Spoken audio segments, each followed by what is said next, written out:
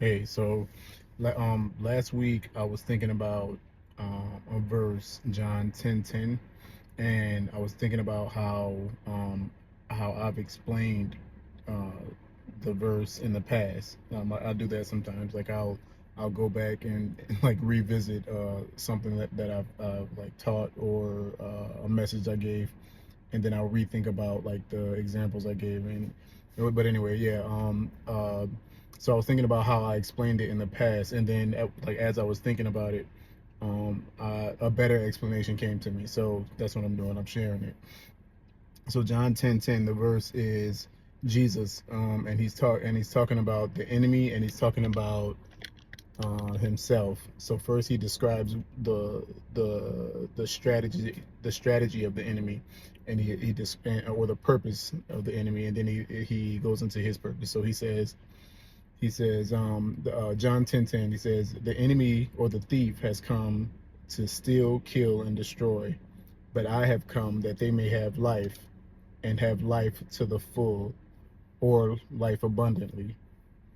So the way I've explained that in the past, not the whole verse, because I think that one verse is a message all by itself, and I will get into probably next year. Hopefully next year I'll get into a message specifically just on the enemy, like on Lucifer and Satan and how he became Satan, the tempter. But and I'll go into all of that. But the explanation that I gave in the past, the part that specifically what I was thinking about was life abundantly, right? Because we hear that a lot, and we hear how Jesus has come to give us life abundantly.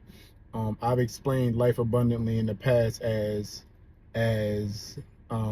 not life abundantly is not getting the most in life, but getting the most out of life, right? So not having the most in life, but getting the most out of what you have in life. So yeah, I was thinking about that explanation, and then as I thought about it, I thought about I thought about it oranges, right? So think about life abundantly as oranges, right? We all have oranges, right? Or some of us have only a few oranges, and some of us have buku oranges, like baskets of buku, a lot, right? If you didn't know, buku is a lot, and like some people have baskets and baskets of oranges, right? But we don't eat the oranges. We get the juice out of it. We're all trying to juice our oranges, right? And I only have a few. Some people have hundreds. Some people have thousands, millions, whatever. Life abundantly is not having the most baskets of oranges or the most oranges, but with the few oranges that I have, I'm able to squeeze all the juice out of them oranges, right? I squeeze them this way, I turn them, squeeze them the other way. I, do that thing, that grinding thing into to get the, or then I put it in a press, mash it, get every ounce of juice out of that. And at the end of the day, when we're juicing, I have more juice because from my few oranges than someone might have from their hundreds or thousands of oranges, because they have a lot. They do have a lot, but when they squeeze, they're not getting as much from it, right? Um, and that's where we fall into that trap of comparison. Looking at other people, and social media is bad because it shows you everybody's oranges. That person might have tangerines and blood oranges and navel oranges, grapefruits or whatever. I can't think of. I know a few types of orange. I don't know a lot. But somebody might have baskets and baskets of all these other types of oranges, and we see that, and then we compare what they have to what we have, not even realizing that what it cost them, what it cost them to get those oranges. We might not be willing to pay what it cost them. They might be sacrificing time with their family. Their kids might not know them, might not spend time with them. Their relationship is not in a great place, or they're lonely. They don't have a relationship because they devoted all their time to their career.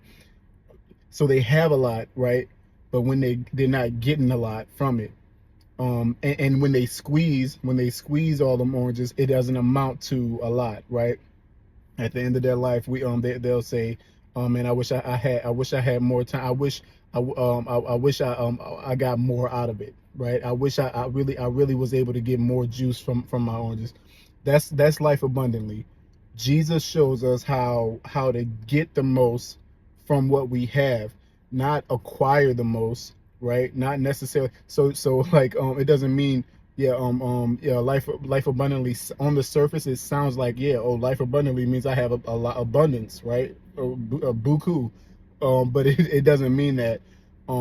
I've like man, I got stories and stories of how God has blessed me with the little bit that I've had. I haven't had like a great salary compared to some of my peers, people who've been in the company I've been in the same amount of time. Like I have like my salary hasn't been like crazy, but God has taken care of me, and I got stories on stories of 38 years. I'll be 38 in a few days. Thank you, because I know somebody said happy birthday. But I got stories, man, of how God has shown me not not how to get more. Sometimes that is the case. Sometimes he's the Holy Spirit will lead me to say, okay, this season is over. Start to make a shift into another career or whatever, and I'm actually in that process now. But with what I've been given, God has opened my creativity and opened my ideas, and given me inspired me to ideas on how I can get more out of what I have, and how I can actually enjoy it, right? We think we need more money, like, to solve our problems, because our problems are money, money related, or lack related, right? We don't have something, so we want to fulfill that lack. And really, money is not the like that's so surface level. Money's not necessarily the answer. A lot of times we don't need more money. We just need more ideas. Like, our ideas need to be opened up. Oh, I could squeeze it this way, or I could press it this way and get more out of it, or I can work this. I could find a career path here at my job, but I could also do the same thing that I'm gifted in this area on the side, and I'm doing the same work, but I'm getting two different incomes, two sources of income, and it's not taking time from me, stealing time from I still have time to enjoy life, right? And so yeah, we me and my wife, we talk about that a lot, what's the cost, what's the balance. I love to have balance, and God loves balance. Sorry, my phone got overheated, so it's in the sun, so it got overheated and it turned off. But I was saying, I was on balance, I think, and cost.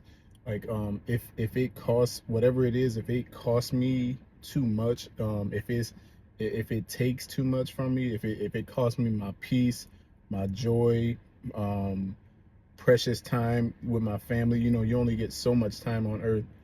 If it costs me my sanity, stress, if it costs more stress and less sleep at night, less rest, it costs me my rest, then that's too expensive, right? Those oranges are too expensive. So that I can't, I don't, it's about balance. All right, life abundantly is about, it's not about that. It's not about acquiring all those acquiring more. It's about getting the most out of the little bit that you have, and not saying that you have a little bit, but getting the most out of what you have, right? You can have only a few oranges, right? But you can squeeze. God can show you how to squeeze gallons out of those oranges, right? Or tons of gallons out of those oranges. And I could show you that biblically. I can Jesus took the 2 fish, 5 loaves, fed the 5,000, and it was probably thousands more than that. But I could show you that in real life, like in my life. If you looked at my life, there is no way, on paper, if you look at the details of my life, I should not be a homeowner, or like not, especially not. I mean, not at this age. Maybe eventually, but I should not. I should not be like making it.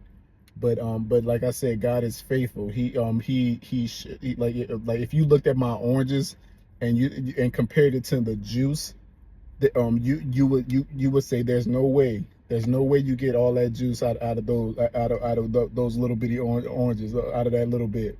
But that's what God does. Like that's what life abundantly is. Shows you how to be more efficient and stretch what you have. That's life abundantly, right?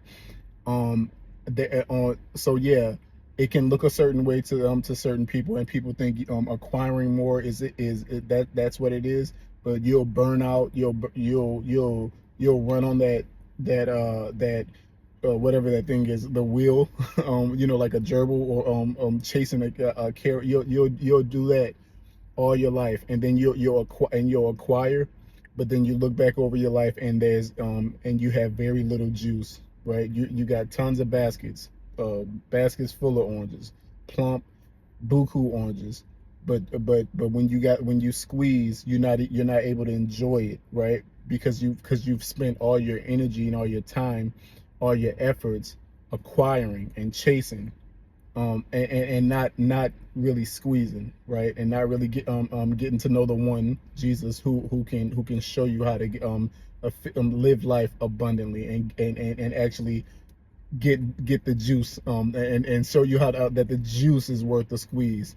I don't even know if that makes sense, or fit in there. I just that just I know that phrase, so I threw it in there. But no, I want to let me read this verse to you, because Paul cracks the code, right? In life, he cracks the code, and he gives it to us in Philippians 4, chapter 4, verse 11 through 13. And he's talking about the same thing I'm talking about. He says, not that I was ever in need, for I have learned how to be content with whatever I have. I know how to live on almost nothing, or with everything. I have learned the secret to live in every situation, whether it is with a full stomach or empty, with plenty or with little, for I can do all things through Christ who gives me strength. That's the key. Jesus is the key, right? I can do all things. We hear that verse, but we don't know the preceding verses that lead up to it. Paul said he cracked the code. I know how to live with a lot and with a little, with buku and with just a little bit. Jesus is the key. So that's not just something written on in a book. I'm telling you, I'm a real life testimony, a real life example, and I got stories. I got countless stories of how God made ways out of absolutely no way. Jesus is the key, right? Not money, not things, and he really can give you life abundantly. All right, yeah, I probably went over time, but yeah, all right, I'll catch you on the next one.